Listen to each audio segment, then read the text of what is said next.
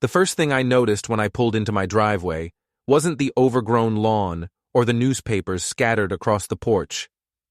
It was Sean Lacey's Ford F-150 parked where my car usually sat, like he owned the damn place. Before we dive deeper into this story, I have one small request. Please subscribe, drop a like, comment, and hit that hype button to boost this channel so more people can discover these incredible Reddit stories. I'm Elias Monroe, and I'd just spent 8 months guarding diplomats in places where people shoot first and never bother asking questions. Coming home to Millbrook, Massachusetts should have felt like paradise. Instead, it felt like walking into an ambush. My wife Cara appeared at the front door, her blonde hair perfectly styled despite it being past 10 at night. Behind her lurked Sean, shirtless and holding a beer, like he belonged there. My 6-year-old son Jamie peeked around Cara's legs, his eyes wide with something that looked like fear. "Elias, you're early," Cara said, her voice pitched too high. "Sean was just helping with the garage door. It's been acting up." I grabbed my duffel bag and walked past them both without a word. Sean had the decency to look uncomfortable, but not enough to leave. The house smelled different. Cologne that wasn't mine, takeout containers I didn't recognize, the lingering scent of cigarettes when neither Cara nor I smoked. "Daddy?" Jamie's voice was small. "Are you staying this time?" The question hit me harder than any roadside bomb. I knelt down and pulled him close, noting how he flinched slightly before relaxing into my arms.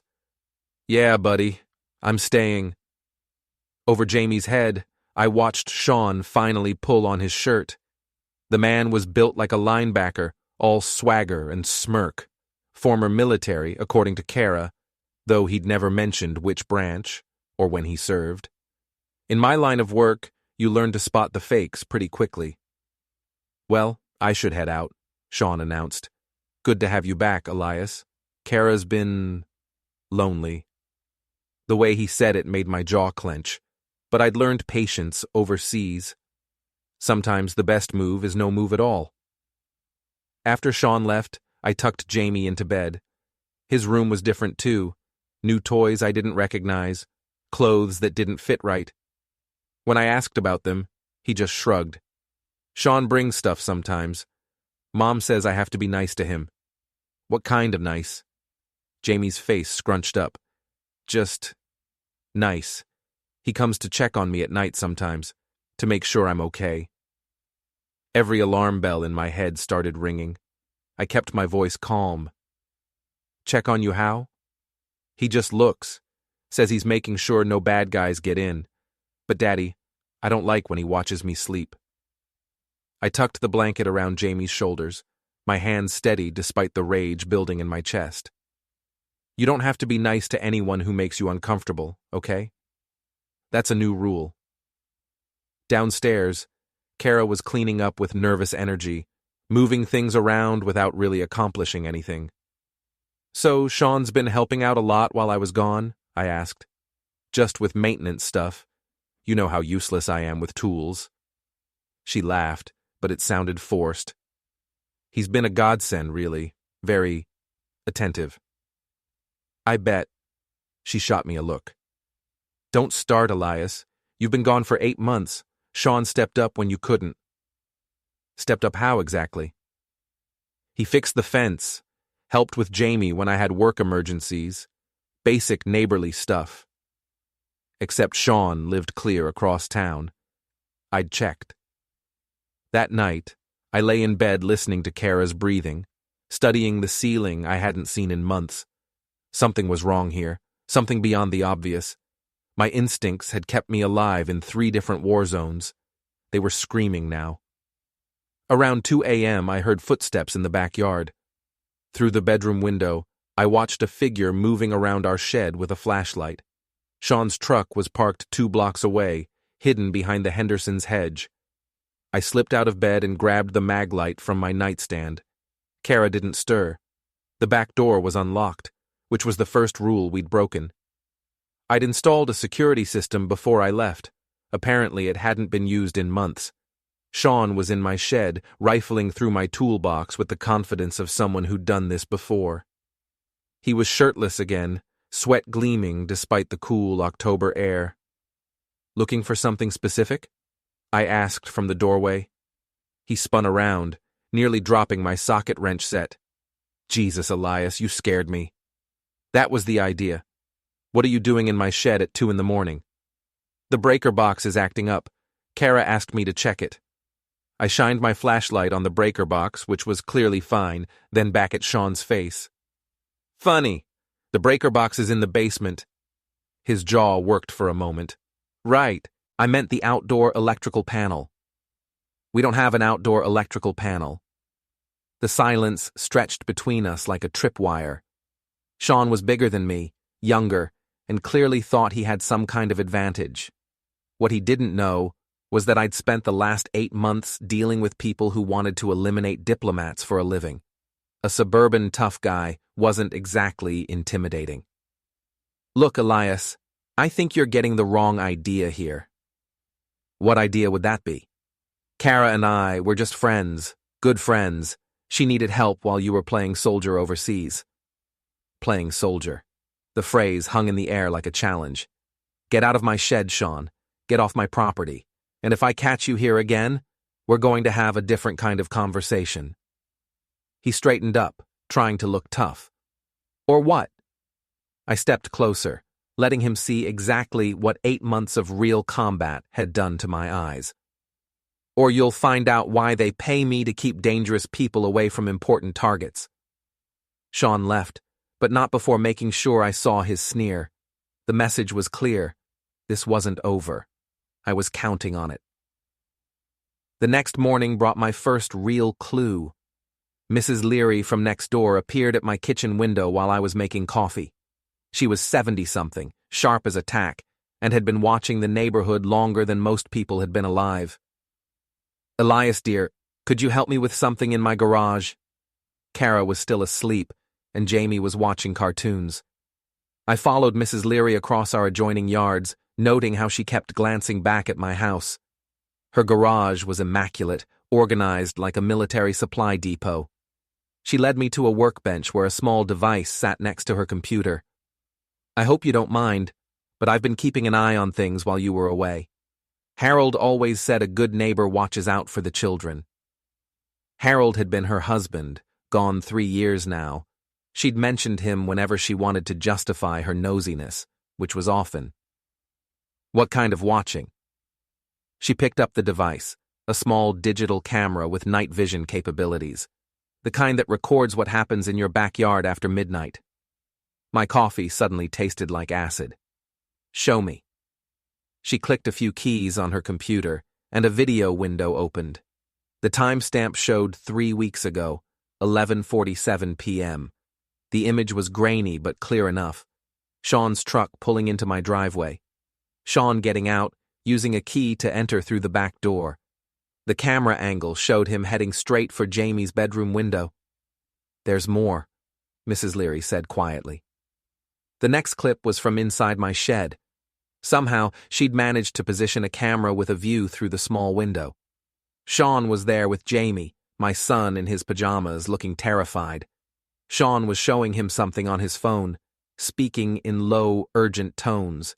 Jamie was shaking his head, backing away. I gripped the workbench hard enough to leave marks in the wood. "How long has this been going on?" "About 2 months after you left. At first I thought he was just helping Cara with maintenance. Then I noticed he always came at night, always when she was working late or out with her friends." "Did you call the police?" Mrs. Leary's face hardened. "I called them once. They said without evidence of actual wrongdoing, there wasn't much they could do. Apparently, having your wife's permission to be on the property covers a lot of sins." She handed me a flash drive. "Everything's on here. Dates, times, duration of visits. I may be old, Elias, but I'm not stupid. That man isn't fixing anything except to hurt your boy." I pocketed the flash drive, my hands surprisingly steady. "Thank you, Mrs. Leary. You may have just saved my son's life." "What are you going to do?" I looked back at my house. where Cara was probably waking up, where Jamie was watching Saturday morning cartoons, where Sean felt comfortable enough to use his own key. I'm going to fix this. Permanently. The video files on Mrs. Leary's flash drive painted a picture that made me freeze. 23 separate incidents over 4 months. Sean entering my house at night, taking Jamie to the shed, showing him things on his phone that made my 6-year-old son cower in the corner. I sat in my locked home office, the same room where I'd planned security details for ambassadors and congressmen, now using those same skills to build a case against the man who was terrorizing my child. The first rule of protection work: gather intelligence before you act. I started with Sean's background. Real name: Sean Patrick Lacey, 35, born in Worcester. No military service despite his claims. I checked with 3 different databases. 2 arrests for bar fights, 1 for harassment that was dropped when the complainant moved out of state. Currently unemployed, but somehow affording a new truck and designer clothes. The second rule: know your enemy's resources. Sean was getting money from somewhere. His social media showed expensive dinners, weekend trips to Boston, Red Sox season tickets, the kind of lifestyle that required either a good job or a generous benefactor. I had a sick feeling I knew which one it was. Cara's laptop was password protected, but she'd never been good with security. Her password was Jamie's birthday, the same one she'd used for everything since college. Her email told the story I'd been dreading. Transfers from her business account to Sean's personal checking. 500 here, 800 there, always with notes like home repairs or maintenance work. Over $6,000 in 4 months. But the emails were worse than the money. Can't wait for tonight. Jamie will be asleep by 10. Elias called today. We need to be more careful. Sean, what you're doing with Jay isn't part of our deal. That needs to stop. Don't threaten me, Cara. You know what I have on you. The last exchange was from 2 days before I came home. Sean was blackmailing my wife, and whatever he had on her was enough to keep her quiet about what he was doing to our son.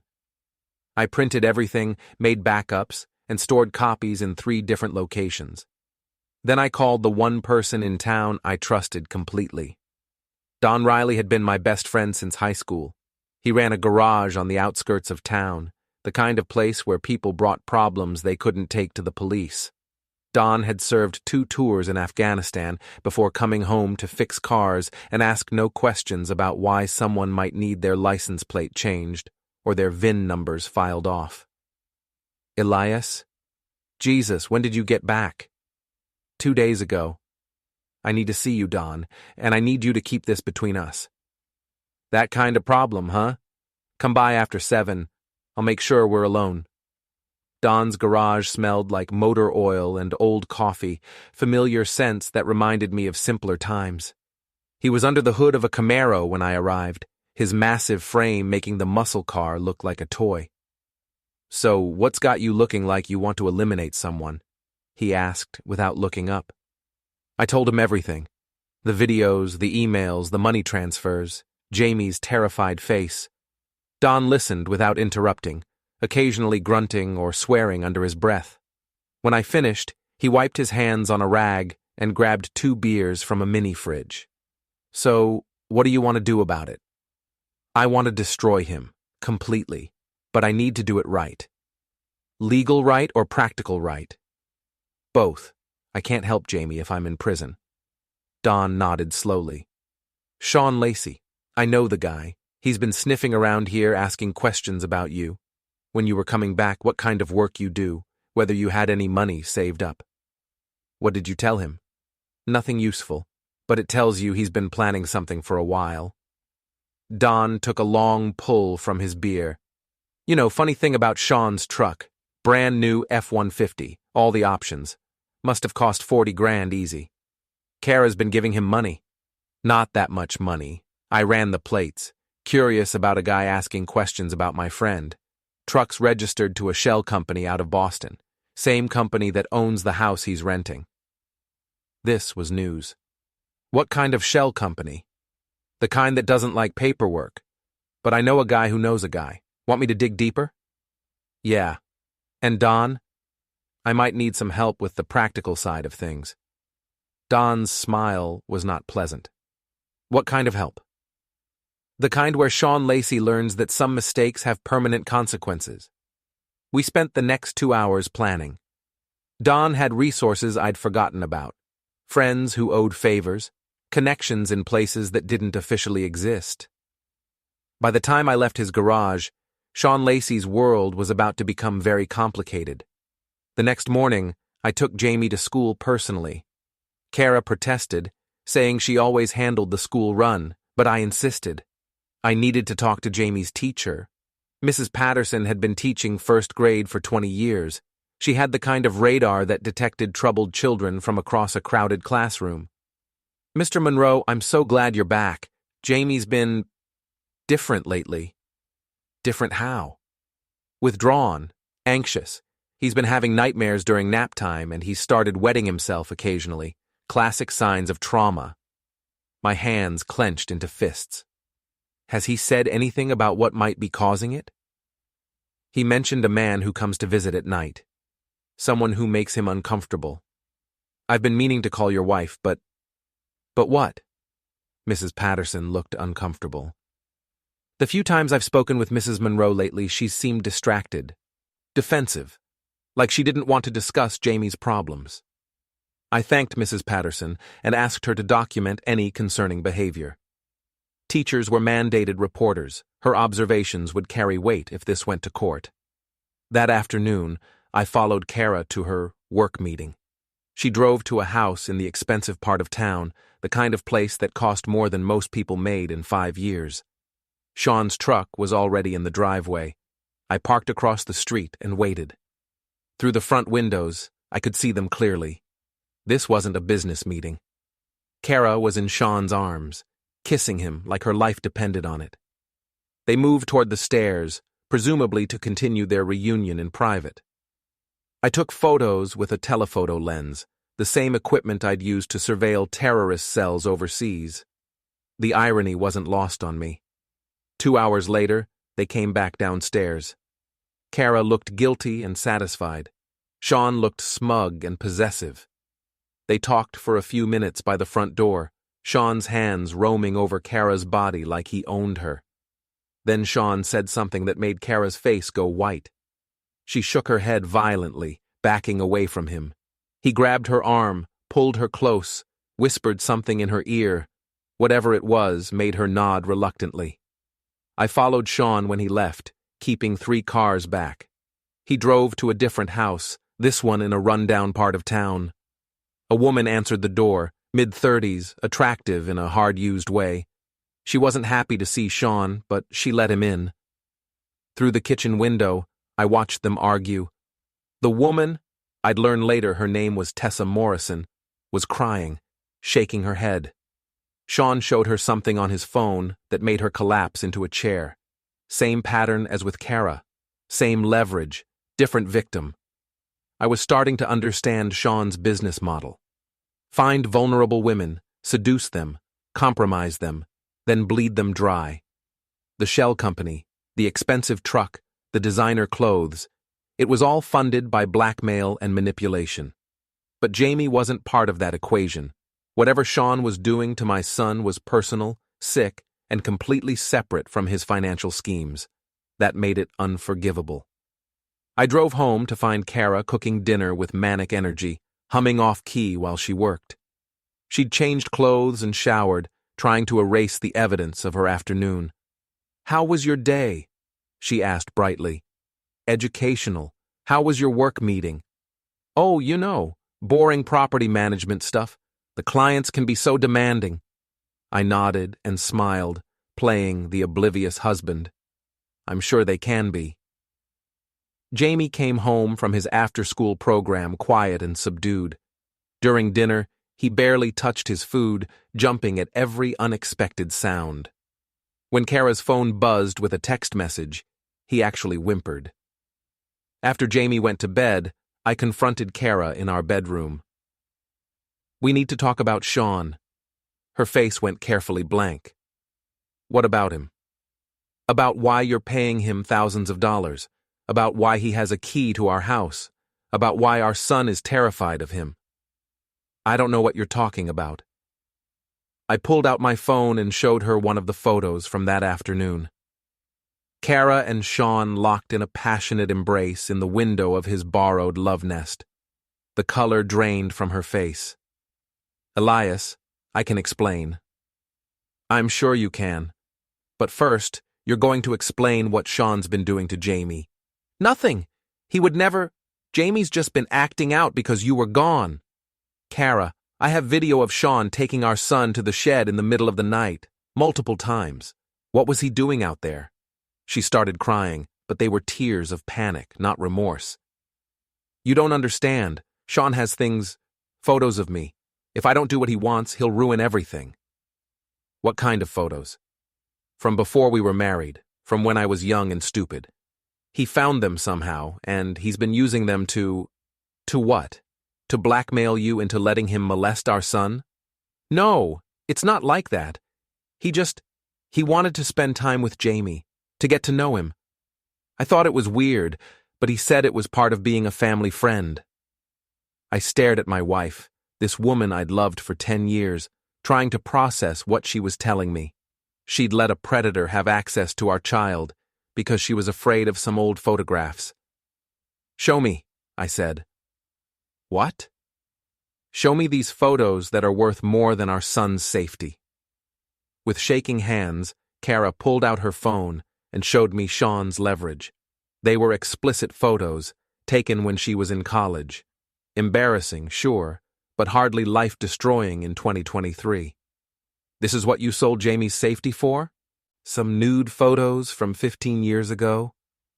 You don't understand what it would do to my business, my reputation. I looked at her, really looked at her, and saw a stranger. The woman I'd married would have burned those photos herself before letting anyone hurt our child. This person wearing her face was someone else entirely. Pack a bag, Cara. You're leaving tonight. You can't kick me out. This is my house, too. Watch me. You can come back when Sean Lacey is no longer a problem. Until then, you're not safe to be around our son. She started to protest, but something in my expression stopped her. Maybe she finally recognized the man who'd spent 8 months dealing with people who threatened innocent lives.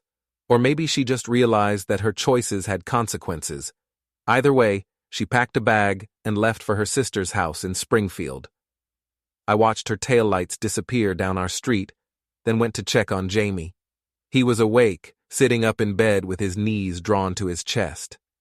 Is Mom coming back? He asked. Eventually, but right now, it's just us. Is that okay? Jamie nodded, and for the first time in days, he smiled. Will Sean come tonight? No, buddy. Sean's never coming here again. I promise. As I tucked Jamie back into bed, I was already planning Sean Lacey's downfall. He'd made this personal when he touched my child. Now he was going to learn what happened when you threatened someone under my protection. The gloves were coming off. Sean made his first mistake 3 days after Cara left. He showed up at Jamie's school. Mrs. Patterson called me immediately. Mr. Monroe, there's a man here claiming to be Jamie's uncle. He wants to pick him up early for a dental appointment. I was across town at Don's garage, but I broke every speed limit getting to the school. Sean's truck was in the parking lot, and through the office window I could see him arguing with the principal. Just a misunderstanding. Cara asked me to get him. She's stuck in a client meeting. Principal Hendricks was a former Marine who didn't intimidate easily. Sir, without proper documentation and parental authorization, I can't release any student to you. I walked into the office like I owned the place. Is there a problem here? Sean spun around, his face cycling through surprise, anger, and something that might have been fear. Elias, I was just trying to help out. Cara said Jamie had a dentist appointment. Funny, Jamie's dentist appointment isn't until next week, and Cara doesn't live here anymore. The principal's eyebrows rose. Sean's jaw tightened. Maybe there was some confusion, Sean said carefully. Maybe there was. Tell you what, Why don't you and I step outside and clear things up? Sean followed me to the parking lot, probably thinking he still had some kind of advantage. What he didn't know was that I'd spent the last 3 days building a case that would destroy him completely. Stay away from my son, I said quietly. Or what? You'll call the cops? Good luck with that. I haven't broken any laws. I pulled out my phone and showed him a photo. Sean's truck parked outside an elementary school in Worcester, 2 towns over. The timestamp was from yesterday. Funny coincidence. You seem to spend a lot of time around schools.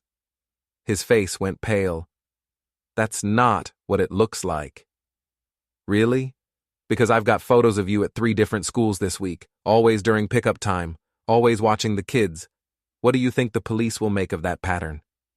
Sean tried to bluster, but I could see the panic in his eyes. He knew I had him. You're fishing, Elias. You've got nothing. I showed him another photo, Sean entering Tessa Morrison's house, then another of him leaving 2 hours later while she stood crying in the doorway. Tessa's an interesting woman. Did you know she used to be a teacher? Lost her job last year under mysterious circumstances. Something about inappropriate relationships with students' parents. Sean's hands were shaking now. You don't know what you're talking about. I know you're blackmailing her. Same way you blackmailed my wife.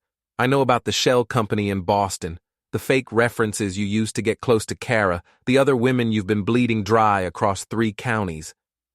I stepped closer, lowering my voice to the tone I'd used with terrorists who thought they were untouchable. But mostly, I know what you did to my son, and that's going to cost you everything. Sean tried to run then, but Don's truck was blocking his exit. My friend climbed out slowly, all 6'4" and 250 pounds of him, carrying a tire iron like he was thinking about redecorating Sean's skull. Problem, Elias? No problem. Sean was just leaving town, permanently. Sean looked between us, calculating his odds. They weren't good. This isn't over, he said. You're right. It's not. Because tonight, I'm calling Detective Morrison, no relation to your victim Tessa, and showing her everything I've got. The videos, the financial records, the pattern of predatory behavior across multiple jurisdictions. I leaned in close enough to smell his fear. By tomorrow morning, you'll be famous. Local news loves stories about predators who target children. I wonder how your other victims will react when they realize they weren't alone. Sean got in his truck and left, but I knew he'd be back. Men like him didn't give up easily, especially when they were cornered. I was counting on it. That evening, I did exactly what I'd promised. Detective Lisa Morrison was a 15-year veteran who specialized in crimes against children. She listened to my story without interrupting, reviewed the evidence I'd compiled, and made several phone calls. Mr. Monroe, this is impressive work. But I have to ask, how did you obtain some of this information? I'm a security professional. I know how to investigate threats to my clients. And your son is your client? My son is my priority. Everything I did was legal and justified. She nodded slowly. We'll need to interview Jamie, and we'll want to bring Sean in for questioning. He's running. Left town this afternoon after I confronted him at the school. We'll find him. Men like this don't just disappear. They relocate and start over somewhere else. But with this evidence, we can put out a multi-state alert. I went home feeling like I'd won the first battle. But I knew the war wasn't over. Sean proved me right at 3 a.m. I was awake, sitting in my kitchen with a cup of coffee and my service pistol, when I heard glass breaking in the backyard. Sean was trying to get into the shed, probably to destroy any evidence he might have left there. I slipped out the front door and circled around behind him. He was using a crowbar on the shed's window, muttering curses under his breath. In the moonlight, I could see he was drunk or high. His movements were sloppy, uncoordinated. Find what you're looking for. He spun around, nearly falling over. The crowbar came up in a threatening gesture, but his grip was unsteady.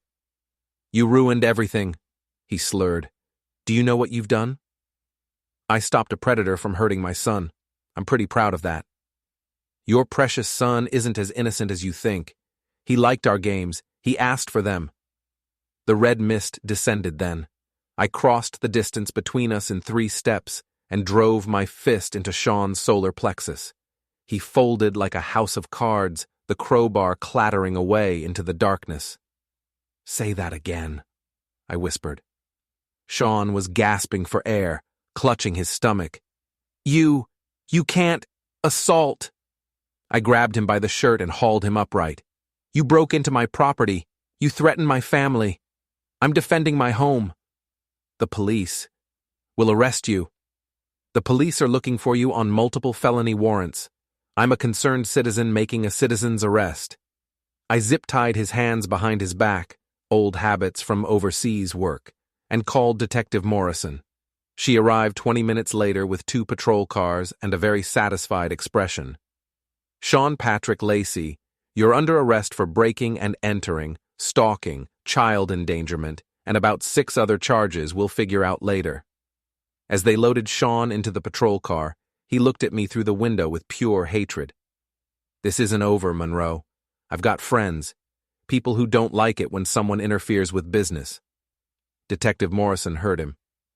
"Did he just threaten you?" Sounded like it to me. She made another note in her report. "Witness intimidation. That's another felony." The patrol car pulled away, taking Sean Lacey out of our lives forever. Or so I thought. 2 days later, Tessa Morrison, the other victim, not the detective, showed up at my door. She looked like she hadn't slept in weeks, her eyes red-rimmed and desperate. "Mr. Monroe, I need to talk to you about Sean." I let her in, noting how she kept glancing over her shoulder like she expected to be followed. "He's in jail, Tessa. He can't hurt you anymore." "You don't understand. Sean wasn't working alone. He's got a partner, someone who handles the business side of things, and they're not happy about losing their investment." "What kind of partner?" "Someone from Boston. I never met him, but Sean was always taking orders from someone else. The blackmail, the money, it was all part of something bigger." She pulled out her phone and showed me a text message from an unknown number. "Your friend caused us problems. Fix them or face consequences." "When did you get this?" "An hour ago, right after I heard Sean made bail." I stared at her. "What do you mean, made bail?" "Someone posted it this morning. $500,000, cash. Sean's back on the street." I was already reaching for my phone to call Detective Morrison when Tessa grabbed my arm. "There's something else. Sean knows about your work overseas. He knows about the security clearances, the diplomatic protection assignments. His partner thinks you might be valuable." "Valuable how?" "They want to recruit you. And if you won't be recruited—" She didn't need to finish the sentence. I understood the threat. I called Don immediately. "We've got a problem. Sean's out, and he's got backup coming." "How much backup?" "Unknown, but they've got serious money and they're not afraid to use it." "Where's Jamie?" "School, but I'm pulling him out now." "Good. Bring him to the garage. We'll figure this out together." I hung up and turned to Tessa.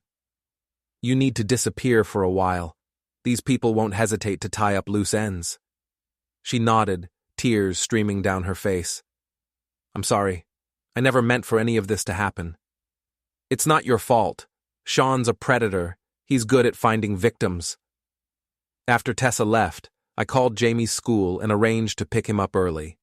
Then I loaded my go bag, the one I'd carried through 3 war zones, and prepared for the fight of my life. Sean Lacey had made this personal when he touched my son. Now his mysterious partner was about to learn the same lesson. Some mistakes have permanent consequences. Don's garage had been transformed into a fortress. Security cameras covered every approach. Motion sensors monitored the perimeter, and enough firepower to outfit a small army was strategically positioned throughout the building.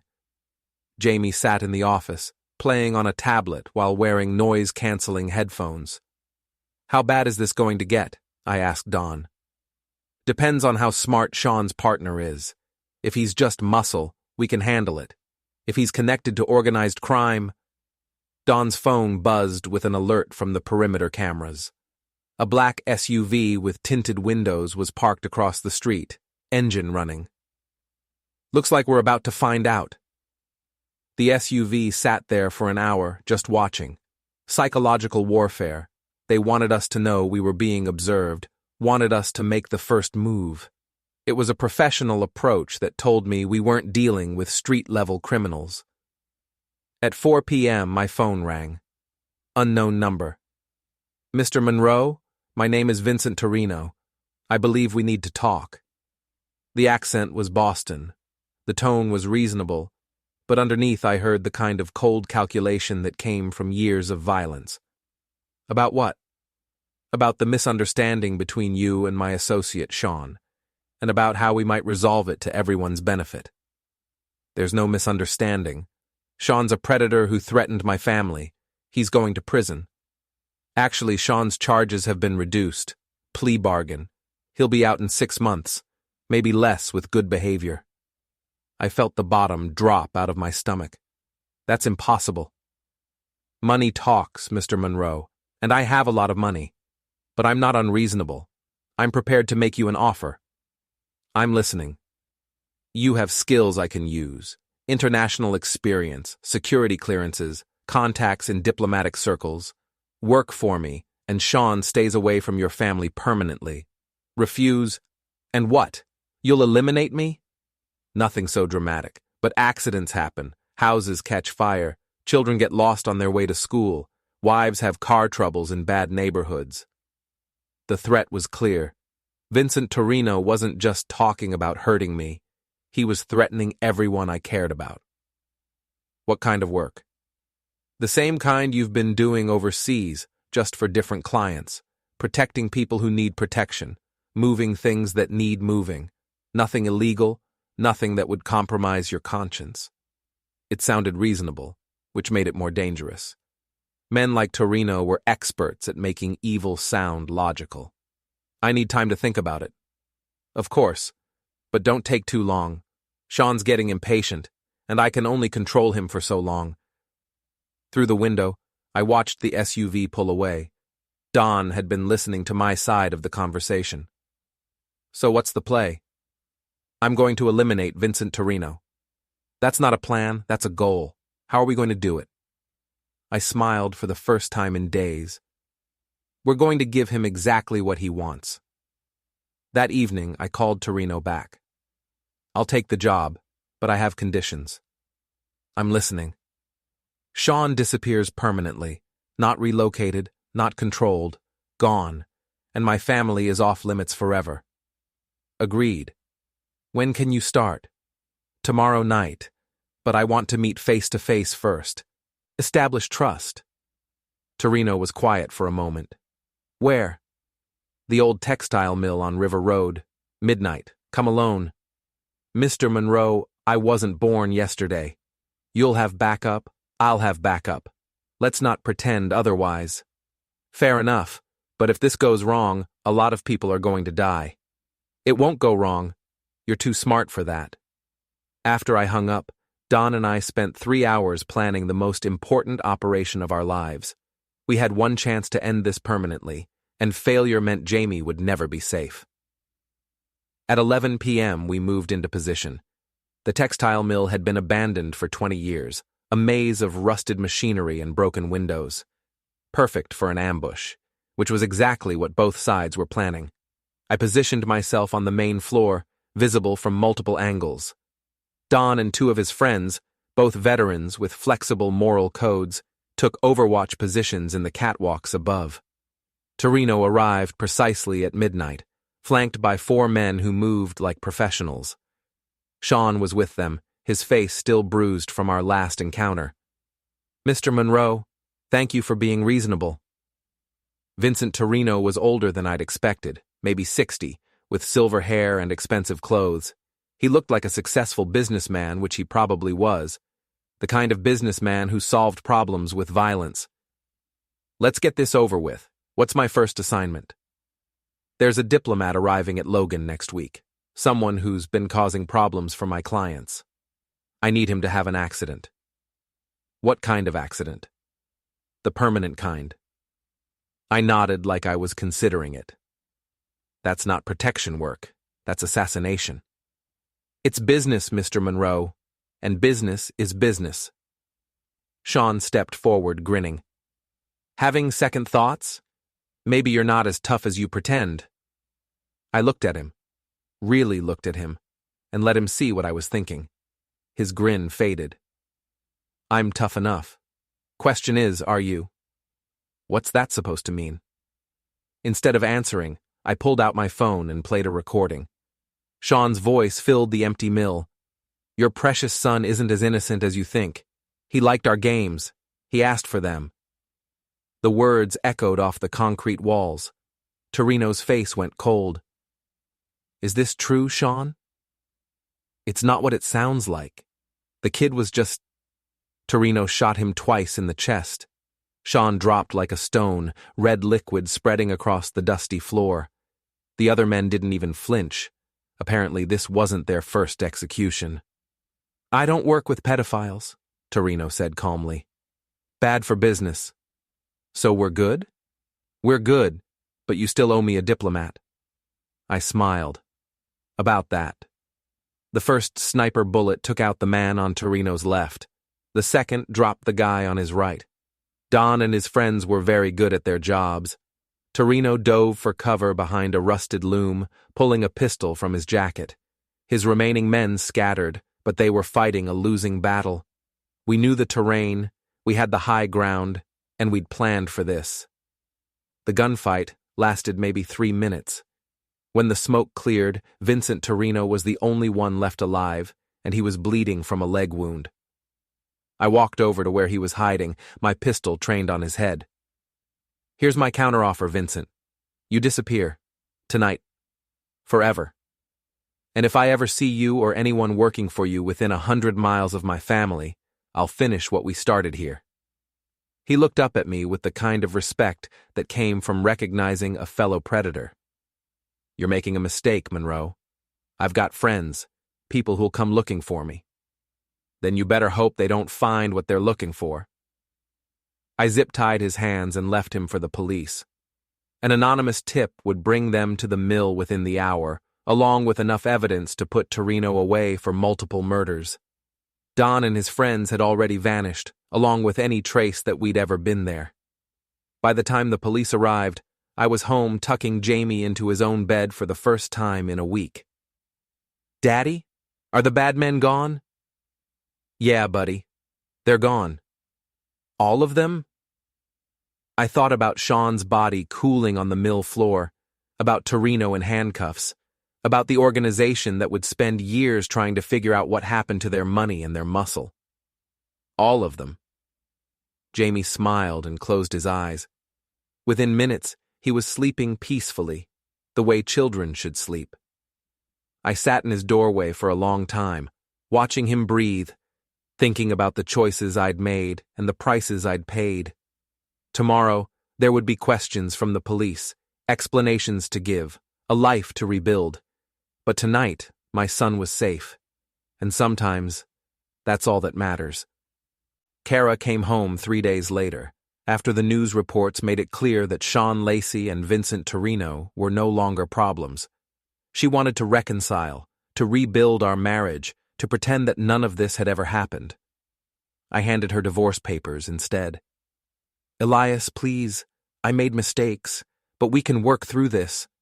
You chose him over Jamie. That's not a mistake. That's who you are. She cried, begged, promised to change. But I'd seen her true face when our son needed protection. Some betrayals can't be forgiven. The divorce was finalized 6 months later. Cara got visitation rights, but only supervised visits. The judge had read the case files, seen the evidence of her choices. He wasn't inclined to be generous. Jamie and I moved to a new house across town, one with better security and no memories of Sean Lacey. Mrs. Leary helped us pack, muttering about good riddance and some people get what they deserve. On our last night in the old house, Jamie asked me a question that broke my heart. Daddy, why didn't Mommy protect me? I knelt down and looked him in the eyes, searching for words that could explain the inexplicable. Sometimes grown-ups make bad choices, buddy. It doesn't mean she doesn't love you. It just means she forgot how to put you first. But you didn't forget. No, I'll never forget. Jamie hugged me tight, and I made him a promise that I intended to keep for the rest of my life. No one would ever hurt him again. Not while I was breathing. We drove away from that house and never looked back. In the rearview mirror, I could see Mrs. Leary waving from her window, the woman who'd saved my son by being brave enough to watch and record the truth. The new house was smaller but safer, in a neighborhood where people looked out for each other. Jamie started at a new school, made new friends, began to heal from the trauma that Sean Lacey had inflicted. As for me, I went back to work protecting diplomats and politicians, people who thought they understood danger but had never really faced it. The irony wasn't lost on me. I could keep strangers safe from threats they'd never see coming, but I'd almost lost my own son to a predator who'd been invited into our home.